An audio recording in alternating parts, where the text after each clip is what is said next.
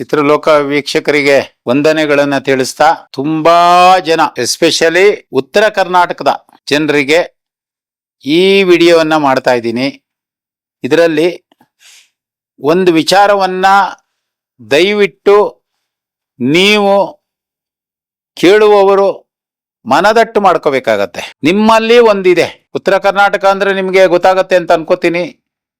ಅದು ಬೆಳಗಾಮು, ಬೀದರು, ಗುಲ್ಬರ್ಗ, ರಾಯಚೂರು, ಹುಬ್ಳಿ, ಧಾರವಾಡ, ಗದಗು, ಬೆಟಗೇರಿ ಈ ಜಾಗದ ಜನರು ಯಾವಾಗಲೂ ಅವರದ್ದು ಸಣ್ಣ ಸೈಟ್ ಇರುತ್ತೆ.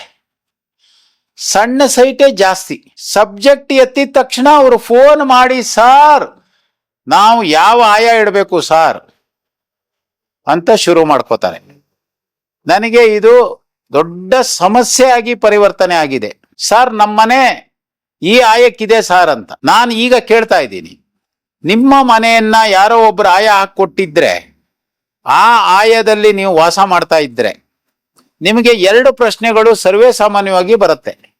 ಒಂದು, ನಿಮ್ಮ ಮಕ್ಕಳೆಲ್ಲ ಬೆಂಗಳೂರಿಗೆ ಬರ್ತಾರೆ, ಅಥವಾ ಮಂಗಳೂರಿಗೆ ಹೋಗ್ತಾರೆ, ಅಥವಾ ಹುಬ್ಳಿಗೆ ಹೋಗ್ತಾರೆ, ಧಾರವಾಡಕ್ಕೆ ಹೋಗ್ತಾರೆ, ಗುಲ್ಬರ್ಗಕ್ಕೆ ಹೋಗ್ತಾರೆ. ಅಲ್ಲಿ ಹೋಗಿ ನಮಗೊಂದು ಧ್ವಜಾಯದ ಮನೆ ಕೊಡಿ ಸಾರ್, ನನಗೊಂದು ಸಿಂಹಾಯದ ಮನೆ ಕೊಡಿ ಸಾರ್, ನಮಗೊಂದು ಕಾಕಾಯದ ಮನೆ ಕೊಡಿ ಸಾರ್, ಭ್ರೂಮಾಯದ ಮನೆ ಕೊಡಿ ಸಾರ್ ಅಂತ ಕೇಳ್ತಾರ? ಅಥವಾ ಯಾವುದೋ ಒಂದು ಬಾಡಿಗೆ ಮನೆ ಸಿಕ್ಕಿದ ಹೇಗೆ ಉಂಟೋ, ಅದು ಹೇಗಿದೆಯೋ, ಅದು ಯಾವ PG-ನೋ ಅದು ಯಾವ DG-ನೋ ತಗೊಂಡು ವಾಸ ಮಾಡ್ತಾರೆ. ನೀವಿಲ್ಲಿ ತಿಳ್ಕೋಬೇಕಾಗಿದ್ದು, ನಿಮ್ಮ ಮನೆಯನ್ನ ನೀವು ಕಟ್ಟುವಾಗ ಈ ಆಯಗಳನ್ನ ನಿಮಗೆ ಫಾಲೋ ಮಾಡಕ್ಕೆ ಆಗತ್ತಾ? ಇದು ಸಾಧ್ಯ ಇರೋ ವಿಚಾರನಾ? ಇದು ಎಲ್ಲಿಂದ ಹುಟ್ಕೊಂತೋ? ಇದು ಯಾಕೆ ಬಂತೋ? ಈ ನಮ್ಮ ಲೋಕಲ್ ಪುರೋಹಿತರು ಯಾಕೆ ಇದನ್ನ ನಮ್ಗೆ ಹೇಳ್ಕೊಡ್ತಾರೆ? ಅಥವಾ ಅವರು ಬಹಳ ಪರಿಣಿತಿ ಇದೆಯಾ ಅನ್ನೋ ಪ್ರಶ್ನೆ ಒಂದು ಬಂತು. ಎರಡನೇ ಪ್ರಶ್ನೆ ನಾನು ಕೇಳ್ಬಿಡ್ತೀನಿ, ಸಾರ್ ನಮ್ಗೊಂದು ಆಯ ಬೇಕು ಅಂತೀರಲ್ಲ, ನಿಮ್ಗೆ ಯಾವ ಆಯ ಬೇಕು ಅಂತ ಕೇಳ್ತೀನಿ. ಸುಮ್ಮನೆ ಕೇಳ್ತೀನಿ ತಮಾಷೆಗೆ.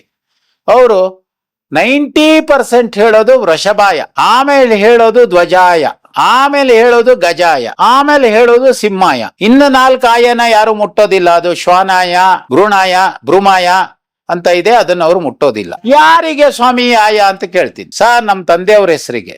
ತಂದೆ ವಯಸ್ಸೆಷ್ಟು? 70 ವರ್ಷ. ಅವ್ರದ್ದು ಯಾವ ನಕ್ಷತ್ರ?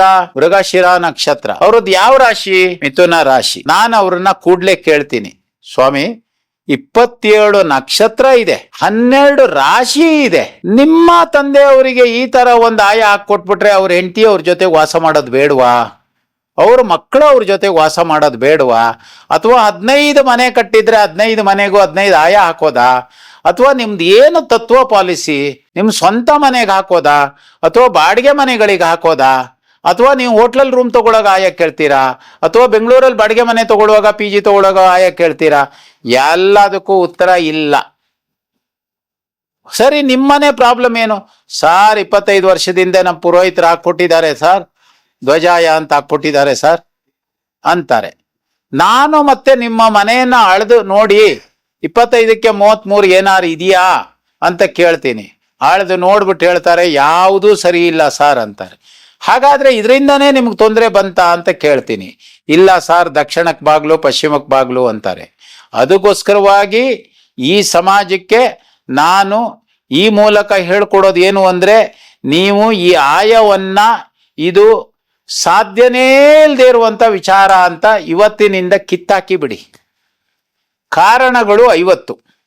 ಒಂದನೇದು, ಮಾಡ ಮೇಸ್ತ್ರಿ ಇಲ್ಲ, ಇಂಪ್ಲಿಮೆಂಟ್ ಮಾಡ ಇಂಜಿನಿಯರ್ ಇಲ್ಲ. 3 ಜನ ಮೇಸ್ತ್ರಿ ಚೇಂಜ್ ಆಗ್ತಾರೆ, 4 ಜನ ಇಂಜಿನಿಯರ್ ಚೇಂಜ್ ಆಗ್ತಾರೆ. ಹಾಗಾಗಿ ಅವ್ರು ಈ ಅಳತೆಗಳನ್ನು ಯಾವುದನ್ನು ಇಟ್ಕೊಳ್ಳೋದಿಲ್ಲ. ಒಬ್ಬ ಏನ್ ಮಾಡ್ತಾನೆ, ಅರ್ಧ ಕಟ್ಟಿ ಹೋಗ್ತಾನೆ, ಇನ್ನೊಬ್ಬ ಬರ್ತಾನೆ ಇನ್ನೊಂದು ಅರ್ಧ ಕಟ್ತಾನೆ, ಇನ್ನೊಬ್ಬ ಬರ್ತಾನೆ ಇನ್ನೊಂದು ಅರ್ಧ ಕಟ್ತಾನೆ. ಆಯಗಳು ಬೇಕೇ ಬೇಕಾ? ಖಂಡಿತವಾಗೂ. ಫಸ್ಟ್ ಇದನ್ನ ದೇವಸ್ಥಾನಗಳಿಗೆ ಪುರಾತನ ಕಾಲದಲ್ಲಿ ಯೂಸ್ ಮಾಡಿದ್ದು ಉಂಟು. ಯಾವಾಗ? ನಿಮ್ದು 1 ಎಕರೆ ಜಾಗ, 2 ಎಕರೆ ಜಾಗ, 5 ಎಕರೆ ಜಾಗ ಇದ್ದಾಗ 100 ವರ್ಷ, 200 ವರ್ಷ, 300 ವರ್ಷ, 700 ವರ್ಷ, 2000 ವರ್ಷ, 800 ವರ್ಷ ದೇವಸ್ಥಾನಗಳನ್ನ ಕಟ್ಟಿದಾಗ ಒಂದೊಂದು ಸೈಜ್ ಕಲ್ಲನ್ನು ಕಟ್ ಮಾಡಿ ಕಟ್ಟಿದಾಗ ಅದು ಏನು, ಆ ದೇವರ ಹೆಸರಿಗೆ ವೆಂಕಟೇಶ್ವರ ಆದ್ರೆ ಅದಕ್ಕೊಂದಾಯ, ಧರ್ಮಸ್ಥಳ ಮಂಜುನಾಥಕ್ಕಾದ್ರೆ ಅದೊಂದಾಯ, ಕೊಲ್ಲೂರು ಮೂಕಾಂಬಿಕಾಗಾದ್ರೆ ಅದಕ್ಕೊಂದಾಯ, ಕುಕ್ಕೆ ಸುಬ್ರಹ್ಮಣ್ಯ ಸ್ವಾಮಿಗಾದ್ರೆ ಅದಕ್ಕೊಂದಾಯ, ಅದರಲ್ಲೂ ಹಳೆ ಕುಕ್ಕೆ ಸುಬ್ರಹ್ಮಣ್ಯ ಒರಿಜಿನಲ್ ದೇವಸ್ಥಾನಕ್ಕೊಂದಾಯ, ಮತ್ತೆ ಕಟ್ಟಿರುವಂತ ಕುಕ್ಕೆ ಸುಬ್ರಹ್ಮಣ್ಯ ದೇವಸ್ಥಾನಕ್ಕೊಂದಾಯ, ಕೊಲ್ಲೂರು ಮೂಕಾಂಬಿಕೆ ದೇವಸ್ಥಾನಕ್ಕೊಂದಾಯ, ಹೀಗೆಲ್ಲ ಮಾಡಿದ್ದಾರೆ. ಇಲ್ಲಿ ಮಗ ಇದ್ದಾನೆ, ಮಗಳಿದ್ದಾಳೆ, ಅಳಿಯ ಇದ್ದಾನೆ, ಸೊಸೆ ಇದ್ದಾರೆ, ಅಪ್ಪ ಇದ್ದಾರೆ, ಅಮ್ಮ ಇದ್ದಾರೆ, 18 ಆಯ ಹಾಕ್ತಿರೋ ಸ್ವಾಮಿ ಮನೆಗೆ? ಹಾಕೋದಿಲ್ಲ. ಅಥವಾ ಒಬ್ಬರ ಕಾಲದ ನಂತರ ಇನ್ನೊಬ್ರು ಆಗತ್ತಾ? ಆಗೋದಿಲ್ಲ. ಇದೆಲ್ಲ ಸುಮ್ಮನೆ ಒಂದು ಕೇಳೋದು, ಅಲ್ಲಿ ಯಾರೋ ಒಬ್ರು ಹಾಕಿ ಕೊಟ್ಬಿಡೋದು. ಫಿಟ್ಟಿಂಗ್ ಮಾಸ್ಟರ್ ಅವ್ರನ್ನ ಹಂಗೆ ಕರಿಬೇಕು. ಓ ಯಾವ ಆಯ ಕಟ್ಟದೆ ಅಂತ ಅವ್ರ ಮನೆ ಹೋಗಿ ಅಳದ್ ನೋಡಿ, ಆಯನೇ ಇಲ್ಲ, ಅದಕ್ಕೆ ಬುಡನೇ ಇಲ್ಲ, ತಲೆನೇ ಇಲ್ಲ, ದಕ್ಷಿಣಕ್ ಬಾಗ್ಲು, ಪಶ್ಚಿಮಕ್ ಬಾಗ್ಲು. ಅದು ಆಯ ಒಂದು ಹೇಳ್ಕೊಡ್ತೀನಿ ಅಷ್ಟೇ, ಅದನ್ನ ಯಾರು ಮಾಡಕ್ ಹೋಗ್ಬೇಡಿ. ಪೈಥಾಗೋರಸ್ ಥಿಯರಮ್ ಅಂತ ಒಂದಿದೆ. ಏನು ಪೈಥಾಗೋರಸ್ ಥಿಯರಮ್ ಅಂದ್ರೆ, ಅದನ್ನ ಈಗಾಗಲೇ ಒಂದು ವಿಡಿಯೋದಲ್ಲಿ ಒಂಚೂರು ಮುಟ್ಟಿದ್ದೀನಿ, ಆದ್ರೂ ಈಗ ಈ ವಿಚಾರಕ್ಕೆ ಮುಟ್ಟುತ್ತೀನಿ. ಅದು ಉದ್ದ, ಅಗಲ, ಮೂಲೆ ಅದ್ರ ಲೆಕ್ಕಾಚಾರಕ್ಕೆ ಬರಬೇಕು. ಅದನ್ನ ಪೈ ಆರ್ ಸ್ಕ್ವೇರ್ ಅಂತ ಕರೀತಾರೆ. ಅಂದ್ರೆ ಈಗ ಈ ಕಡೆಗೆ 30 ಅಡಿ ಇದ್ರೆ, ಬಲಗಡೆಗೆ 40 ಅಡಿ ಇದ್ರೆ, ಮೂಲೆ ಮೂಲೆ ಏನ್ ಬರ್ಬೇಕು? ಮೂಲೆ ಮೂಲೆ ಸಾಮಾನ್ಯವಾಗಿ 50 ಅಡಿ ಬರಬೇಕು. ಅದನ್ನ ಒಂದು ತೋರಿಸ್ತೀನಿ, ಬಟ್ ಅದನ್ನ ನೀವ್ಯಾರು ಮಾಡಕ್ ಹೋಗ್ಬೇಡಿ, ಅದನ್ನ ಹೇಳ್ಕೊಡ್ತೀನಿ ಅಷ್ಟೇ, ಯಾವ್ಯಾವ ಆಯ ಬರಬೇಕು ಅನ್ನೋದಕ್ಕೆ. ನೋಡಿ, ಇದು ಒಂದು ಜಾಗ, ಈ ಜಾಗದಲ್ಲಿ ಇದು 30 ಅಡಿ, ಇದು 40 ಅಡಿ, ಇದು 50 ಅಡಿ ಬರ್ಬೇಕು.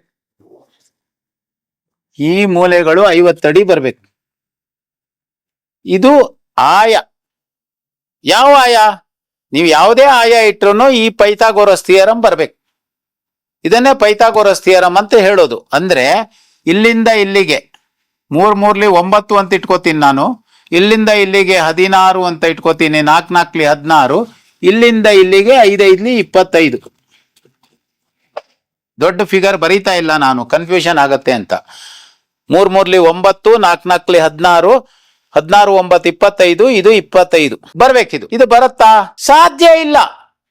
ಯಾವ ಮೇಸ್ತ್ರಿನೂ ಸಿಮೆಂಟ್ ಕೆಲಸದಲ್ಲಿ ಸರಿಯಾಗಿ ನೀರೇ ಹಾಕೋದಿಲ್ಲ, ಬಿಲ್ಡಿಂಗಿಗೆ ಒಳ್ಳೆ ಕಬ್ಬಿಣನೇ ಹಾಕೋದಿಲ್ಲ, ಕೆಲಸ ಮಾಡಕ್ ಅವನಿಗೆ ಬರೋದೇ ಇಲ್ಲ. ಅದರಲ್ಲೂ ಕೂಡ ಕೆಲವು ವಿಂಗಡಣೆಗಳಿದಾವೆ. ಇಂತಿಂತ ಜಾತಿಯವರೇ, ನಾನು ಜಾತಿಯ ಹೆಸರೇ ಹೇಳೋದಿಲ್ಲ, ಇಂತಿಂತ ಜಾತಿಯವರೇ ಈ ಕೆಲಸ ಮಾಡಬೇಕು ಅಂತ ಪುರಾತನ ಕಾಲದಿಂದ ಬಂದಿದೆ. ಅದು ಕೂಡ ಸಾಧ್ಯ ಇಲ್ಲದೆ ಇರೋದು. ಸೂರ್ಯ ಹುಟ್ಟ ಮೊದಲು ಬಿಲ್ಡಿಂಗ್ ಶುರು ಮಾಡಬೇಕು, ಸೂರ್ಯ ಮುಳುಗ ಮೊದಲು ಬಿಲ್ಡಿಂಗ್ ಕ್ಲೋಸ್ ಮಾಡಬೇಕು ಅಂತಿದೆ. ಅದು ಸಾಧ್ಯ ಇಲ್ಲದೆ ಇರುವಂತದ್ದು. ಸಾಧಾರಣವಾಗಿ ಕುಡ್ದವರು ಅಥವಾ ಯಾವುದೋ ಒಂದು ಸೂತಕದಲ್ಲಿ ಇರುವವರು ಅವರೆಲ್ಲ ಈ ಬಿಲ್ಡಿಂಗ್ ಒಳಗಡೆಗೆ, ಆಯ ಮಾಡಿದ ಬಿಲ್ಡಿಂಗ್ ಒಳಗೆ ಬರಬಾರ್ದು ಅಂತಿದೆ. ಅದೆಲ್ಲ ಹಿಂದಿನ ಕಾಲದಲ್ಲಿ ಫಾಲೋ ಮಾಡ್ತಾ ಇದ್ರು, ನಾವು ಇಲ್ಲ ಅಂತ ಹೇಳೋದಿಲ್ಲ. ಅದೆಲ್ಲ ಇದ್ರೆ ಮಾತ್ರ ನೀವು ಇದನ್ನೆಲ್ಲ ಮಾಡಕ್ಕಾಗೋದು. ಸುಮ್ಮನೆ ಒಂದು ಆಯ ಹಿಡ್ಕೊಂಡು ಅದನ್ನ ಆ ಮೇಸ್ತ್ರಿ ಏನೋ ತಪ್ಪು ಮಾಡಿ ನೀವೊಂದು ತೊಂದರೆಗೆ ಸಿಕ್ಕಾಕೊಂಡು ಆಮೇಲೆ ಸರ್ ನಮ್ಮನೇದು ಆಯ ತಪ್ಪಾಗಿದೆ ಸರ್, ನಂದ್ ರಾಶಿಗೂ ನನ್ನ ನಕ್ಷತ್ರಕ್ಕೂ ಮ್ಯಾಚೇ ಆಗ್ತಾ ಇಲ್ಲ ಸರ್. ಇನ್ನು ಕೆಲವರು ಕೇಳ್ತಾರೆ, ನನ್ನ ರಾಶಿಗೆ ಈ ದಿಕ್ಕ ಆಗ ಬರುತ್ತಾ ಸರ್ ಅಂತ. ದಯವಿಟ್ಟು ದಯವಿಟ್ಟು ದಯವಿಟ್ಟು ಅರ್ಥ ಮಾಡ್ಕೊಳ್ಳಿ, ನಿಮ್ಮ ರಾಶಿಗೆ ಟ್ಯಾಲಿ ಮಾಡಕ್ ಹೋಗ್ಲೇಬೇಡಿ. ಈಗಾಗಲೇ ಎಲ್ಲಾ ಮದುವೆಗಳಾಗಿರೋದು ಅಂದ್ರೆ ಯಾವುದೋ ಒಂದು ಅನುರಾಧ ನಕ್ಷತ್ರ, ಮೃಗಶಿರ ನಕ್ಷತ್ರ ರಾಶಿ ಹುಡುಗ ಹುಡುಗಿ ಸೇರಿದ್ರೆ 36 ಪಾಯಿಂಟ್ ಅಂತೆ. ಅವರು ಕೂಡ ಡೈವರ್ಸಲ್ ಅಪ್ಲಿಕೇಶನ್ ಹಾಕಿರೋರು ಇದ್ದಾರೆ. ಯಾವ ನಕ್ಷತ್ರ ಯಾವ ರಾಶಿಗೆ ಏನಿದೆ ಸ್ವಾಮಿ? ಅವನ್ಯಾರೋ ಮೈಸೂರಿಂದ ಒಬ್ಬ ಫೋನ್ ಮಾಡಿದ್ದ, ಸಾರ್ ನನ್ನ ರಾಶಿಗೆ ಯಾವುದು ಸಾರ್ ಅಂತ. ನಾನು ಹೇಳಿದೆ, ನೀನು ಎಲ್ಲಿ ಹುಟ್ಟಿದ್ದು ಅಂತ. ಬೆಂಗಳೂರು ಗುಣಶೀಲ ನರ್ಸಿಂಗ್ ಹೋಮಲ್ಲಿ ಹುಟ್ಟಿದೆ ಸರ್ ಅಂದ. ಹೇಗಪ್ಪ ಹುಟ್ಟಿದೆ ಅಂದೆ. ಏನಿಲ್ಲ ಸರ್, ಸಿಸರಿನ ಆಪರೇಷನ್ ಸರ್, ಡಾಕ್ಟರ್ ಡಿಸೈಡ್ ಮಾಡಿದ್ದು ಡೇಟ್ ಆಫ್ ಬರ್ತು ಸರ್ ನಂದು ಅಂದ. ಈ ಡೇಟ್ ಆಫ್ ಬರ್ತ್ ಅವ್ರನ್ನ ನಕ್ಷತ್ರ ರಾಶಿ ಇಟ್ಕೊಂಡು ನಾವು ಮನೆ ಕಟ್ಬಿಟ್ಟು ನಾವೆಲ್ಲಿಗೆ ಹೋಗೋದು? ಇದೆಲ್ಲ ಹಿಂದಿನ ಕಾಲಕ್ಕೆ ಕೆಲವೊಂದು ನಡೀತೇ ವಿನ ಇವತ್ತಿನ ಕಾಲಕ್ಕೆ ಅದು ಗಂಡನಿಗೊಂದು ರಾಶಿ, ಹೆಂಡತಿಗೊಂದು ರಾಶಿ, ಮಗನಿಗೊಂದು ರಾಶಿ, ಮಗಳಿಗೊಂದು ರಾಶಿ, ನಕ್ಷತ್ರ. ಆಮೇಲೆ ಒಂದು ಕೆಲವರು ಇದ್ದಾರೆ, ದಿಕ್ಕುಗಳು ಇರೋದು 4 4. ಚೆನ್ನಾಗಿ ತಿಳ್ಕೊಂಬಿಡಿ, ದಿಕ್ಕುಗಳು ಇರೋದು ಎಷ್ಟು? 4. ಉತ್ತರ, ಪೂರ್ವ, ಪಶ್ಚಿಮ, ದಕ್ಷಿಣ. ಅದು ಕೂಡ ನಮ್ಮ 90 ಡಿಗ್ರಿಗೆ ಬಂದ್ರೆ, ಆ ಡಿಗ್ರಿಗೆ ಬರಲಿಲ್ಲ ಅಂದ್ರೆ ಈಸ್ಟ್ 90 ಡಿಗ್ರಿ, ನಾರ್ತ್. ಪುನಃ ನಿಮ್ಗೆ ಗೊತ್ತಾಗ್ಲಿ ಅಂತ ಹೇಳ್ತಾ ಇರೋದು ಅಷ್ಟೇ, ಪುನಃ ಹೇಳಿದಿರಲ್ಲ ಸರ್ ಅಂತ ಕೇಳ್ಬೇಡಿ.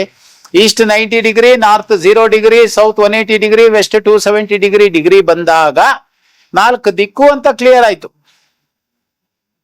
ಅದರಲ್ಲಿ ಅಗ್ನಿಮೂಲೆಯಲ್ಲಿ ಅಡುಗೆ ಮನೆನೋ, ವಾಯುಮೂಲೆಯಲ್ಲಿ ಅಡುಗೆ ಮನೆ, ನೈಋತ್ಯದಲ್ಲಿ ಬೆಡ್ರೂಮು, ಈಶಾನ್ಯ ಬಾಗ್ಲಿಟ್ಟಾಗ ಅದು ಒಂದು ಕ್ಲಿಯರ್ ಆಯ್ತು. ಇವುಗಳನ್ನೇ ಸರಿ ಮಾಡ್ಕೊಳ್ದೇನೆ ಸರ್ ನನಗೆ ಉತ್ತರ ಆಗ ಬರುತ್ತೆ ಸರ್, ಇದೆಲ್ಲ ಹೇಳ್ಕೊಡೋದು ವೇಸ್ಟ್ ಬಾಡಿಗಳು. ಈ ತರ ಹೇಳ್ಕೊಡುವವರೆಲ್ಲ ವೇಸ್ಟ್ ಬಾಡಿಗಳು, ಅವ್ರನ್ನ ದೂರ ಇಟ್ಬಿಡಿ. ನಾನು ಪುನಃ ಯಾಕೆ ಇದನ್ನು ಹೇಳ್ತಾ ಇದ್ದೀನಿ ಅಂದ್ರೆ, ನಿನ್ಗೆ ಉತ್ತರ ಆಗ ಬರುತ್ತೆ ಹೋಗಪ್ಪ, ಕಳ್ಸಿದ್ರು. ಅವನ ಹೆಂಡ್ತಿ ಹೋದ್ಲು ಮತ್ತೆ, ನಿಂಗೆ ದಕ್ಷಿಣ ಆಗ ಬರುತ್ತೆ ಅಂದ್ರೆ 2 ಮನೆ ಮಾಡ್ಬೇಕು ಇವ್ರಿಗೀಗ. ಆಮೇಲೆ ಅಪ್ಪ ಹೋದ, ಏನ್ ಸ್ವಾಮಿ ಬನ್ನಿ ಬನ್ನಿ ಬನ್ನಿ, ಬಂದ್ರಲ್ಲ ಬಹಳ ದಿನ ಆಗೋಯ್ತು, ಆಯ್ತು ಇವನೊಂದು 500 ರೂಪಾಯಿ ಇಟ್ಟ. ನಿಮ್ಗೆ ಪೂರ್ವ ಆಗ ಬರುತ್ತೆ ಹೋಗಿ, ಅವನಿಗೊಂದು ಬಾಗ್ಲು ಇಟ್ಟ ಮನೆ.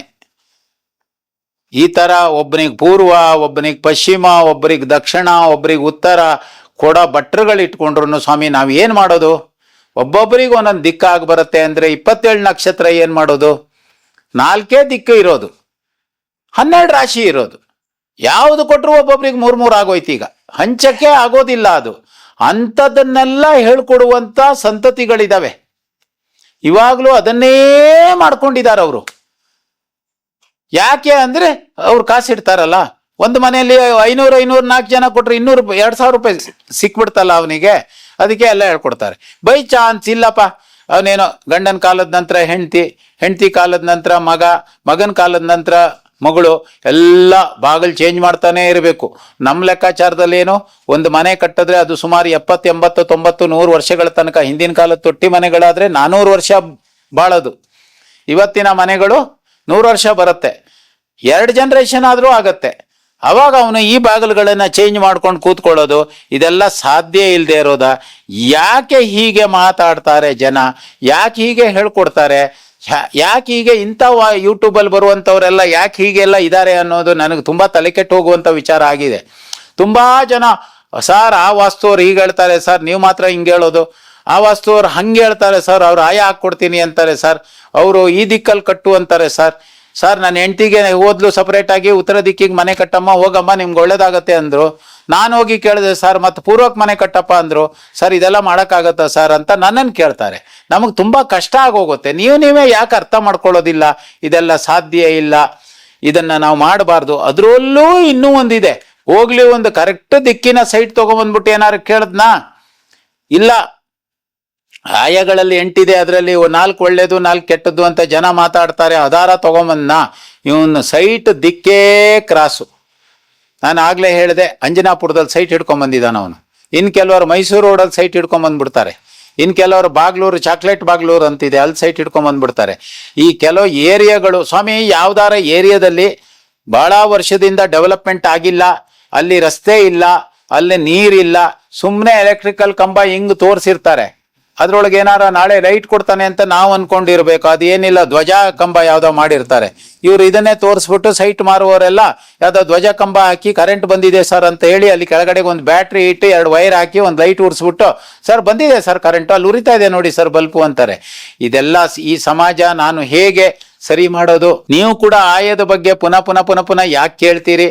ಈ ಆಯದ ಬಗ್ಗೆ ಕೇಳೋದನ್ನ ಇನ್ಮೇಲೆ ಕಂಪ್ಲೀಟ್ ನಿಲ್ಲಿಸ್ಬಿಡಿ. ಯಾರು ಕೂಡ ಆಯ ಅಂತ ಹಿಡ್ಕೊಂಡು ಬರಬೇಡಿ. ಹಾಗೇನಾದ್ರೂ ನಿಮಗೆ ತುಂಬಾ ಚಂದ ಮನೆ ಕಟ್ಟಬೇಕು ಅಥವಾ ಒಂದು ದೇವಸ್ಥಾನ ಕಟ್ಟಬೇಕು, ಆವಾಗ ನೀವು 1 ಎಕರೆ ತಗೊಂಡು ಬನ್ನಿ ನನ್ನ ಹತ್ರ. ಬೇಕಾದ್ರೆ ಒಂದು ಸಾಧಾರಣ ವರ್ಕೌಟ್ ಮಾಡ್ಕೊಡಕ್ ಟ್ರೈ ಮಾಡ್ತೀನಿ. ಅದು ಅಟೆಂಪ್ಟ್, ಆದ್ರೆ ಅದು ಪಕ್ಕಾ ಅಲ್ಲ.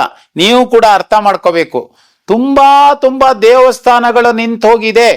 ನಿಮ್ಮ ಕಣ್ಣು ಮುಂದೆನೆ 460 ದೇವಸ್ಥಾನಗಳು ನಿಂತೋಗಿರೋದು ನಿಮ್ ಕಣ್ಣಿಗೆ ಕಾಣಿಸ್ತಾ ಇದೆ. ನಾನು ಯಾವಲ್ಲ ಗುಬ್ಬಿ ಹತ್ರ ಹೋಗ್ತಾ ಇರ್ತೀನಿ, ಅಲ್ಲೊಂದು ದೇವಸ್ಥಾನ ನಿಂತೋಗಿದೆ. ಹರಿಹರದಲ್ಲಿ ಒಟ್ಟು ಕರ್ನಾಟಕದಲ್ಲಿ ಸುಮಾರು 24,000 ನನಗೆ ಸ್ಟ್ಯಾಟಿಸ್ಟಿಕ್ಸ್ ಸಿಕ್ಕಿರೋ ತರ ದೊಡ್ಡ ದೇವಸ್ಥಾನಗಳು ನಿಂತು ಹೋಗಿದ್ದಾವೆ. ಅದನ್ನ ಕಟ್ಟಕ್ಕೆ ಪ್ರಯತ್ನ ಮಾಡಿದಂತ ಹಿರಿಕರು ಕೂಡ ಅಕಾಲ ಮರಣ ಆಗಿದ್ದಾರೆ. ಹಾಗಾಗಿ ಈ ಈ ಸಬ್ಜೆಕ್ಟು ಇದನ್ನ ಯಾವತ್ತೂ ತರಬೇಡಿ, ಕೇಳಬೇಡಿ. ಸುಮ್ಮನೆ ತಿಳ್ಕೊಳ್ಳಿ, ಪರವಾಗಿಲ್ಲ. ಆದ್ರೆ ಇದರಿಂದ ಯಾವುದೇ ವಾಸ್ತು ಅನುಕೂಲಗಳು ನಿಮಗೆ ಆಗೋದಿಲ್ಲ. ಮತ್ತೆ ಕೆಟ್ಟ ಪ್ಲಾನ್ಗಳನ್ನ ಹಾಕಿ ಅಂತ ಹಾಕಿ ನಮಗ್ ಕಳಿಸ್ಕೊಡ್ಬೇಡಿ. ಅದು ಕೋಳಿ ಗೂಡಿಗಾಗಿರುತ್ತೆ, ಕುರಿ ಶೆಡ್ಡಿಗಾಗಿರುತ್ತೆ, ಅದು ಒಂಟೆ ಸಾಕಕ್ಕಾಗಿರುತ್ತೆ, ಅದನ್ನ ನಮ್ಗೆ ಆಯ ಹಾಕೊಟ್ಟಿದ್ದಾರೆ ಸರ್, ಧ್ವಜಾಯ ಸಿಂಹಾಯ ಗಜಾಯ ಕಾಕಾಯ ಭ್ರೂಮಾಯ ಅಂತ ನಮಗ್ ಕಳಿಸ್ತೀರಿ. ಅದನ್ನ ಮಾಡಬೇಡಿ. ಮತ್ತೆ ನೀವೊಂದು ಚೆಕ್ ಮಾಡ್ಬೋದು ಬೇಕಾದ್ರೆ, ತಮಾಷೆಗೆ ಹೇಳ್ತಾ ಇದ್ದೀನಿ ಇದನ್ನ.